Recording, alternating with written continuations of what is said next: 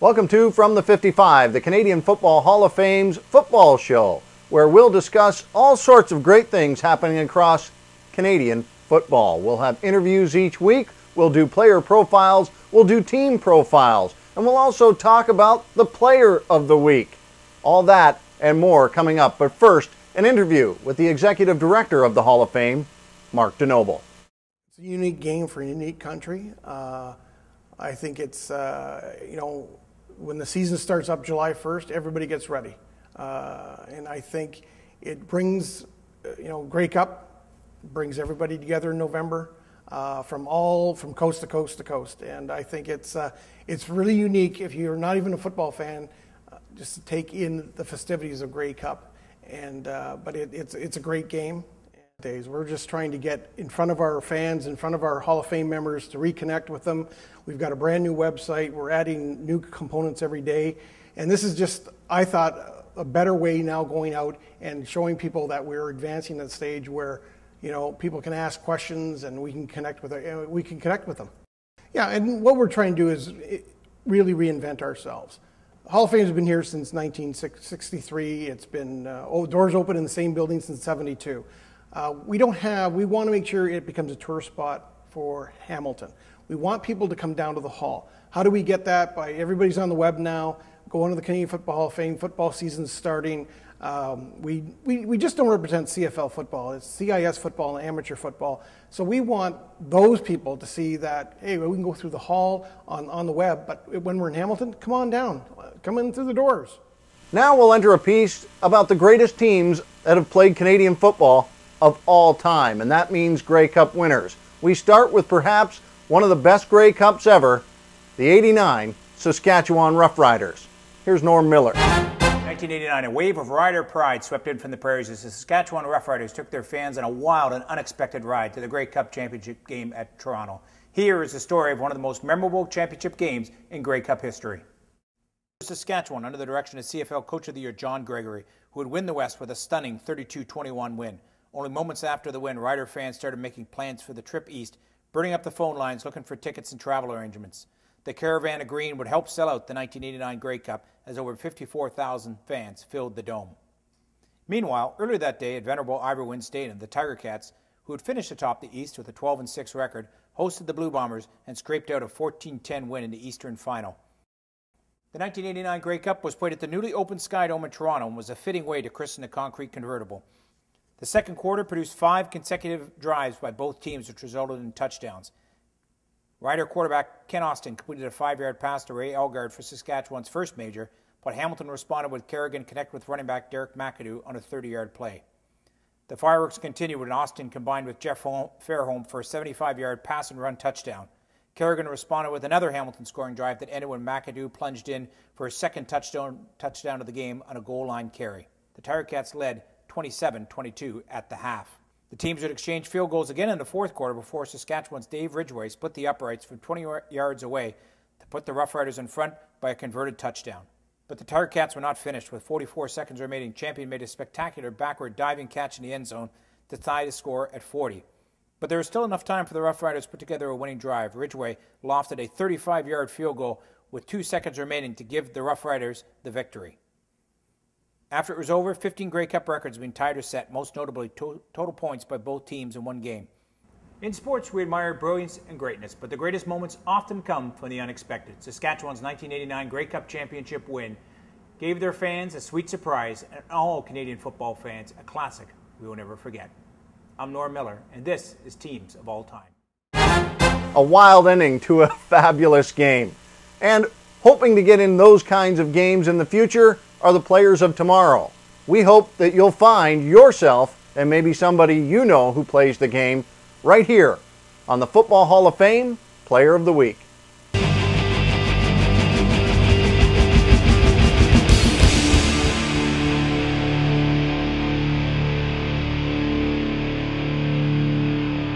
Here at From the 55, this next segment we're really excited about.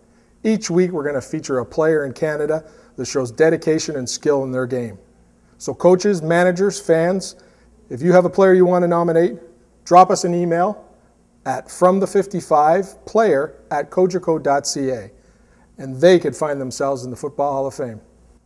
You too can be a part of the Canadian Football Hall of Fame just like these guys. Hey Todd, doesn't that make you want to put your pads back on?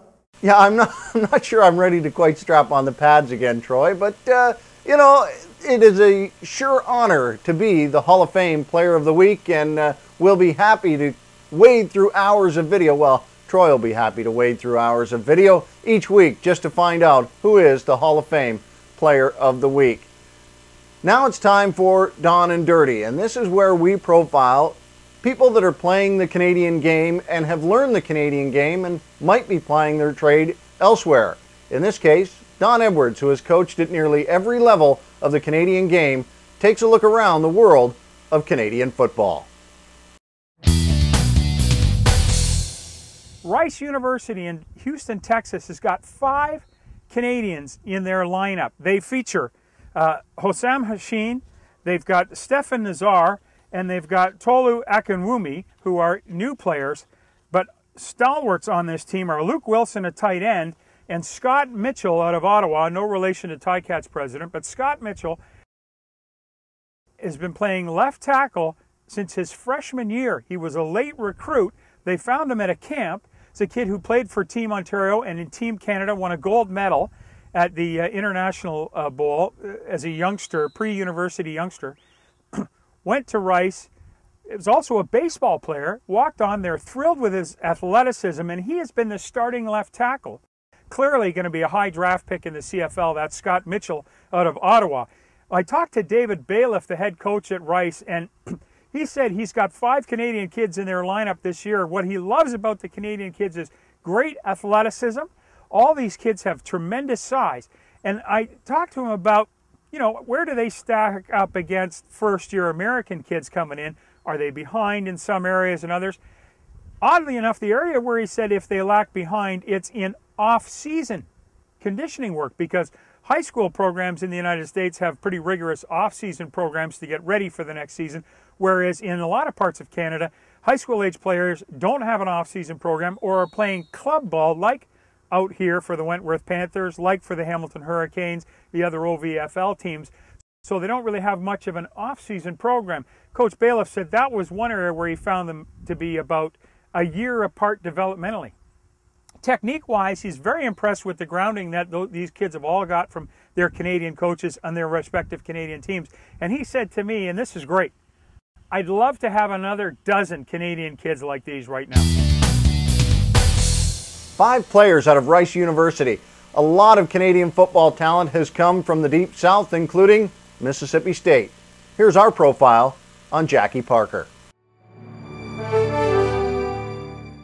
The fast freight from Mississippi State signed with the Eskimos in '54. Parker became one of the most important parts of the Eskimo dynasty of the mid-50s. He played both sides of the ball, and he was feared every time he stepped from the sidelines. He was named the CFL's Player of the Quarter Century and is also a member of 5 other Halls of Fame. Nicknamed Old Spaghetti Legs, in his first 3 years, the Eskimos won consecutive Grey Cups in style, including Parker's 90-yard fumble return in '54 that has become a Grey Cup legend.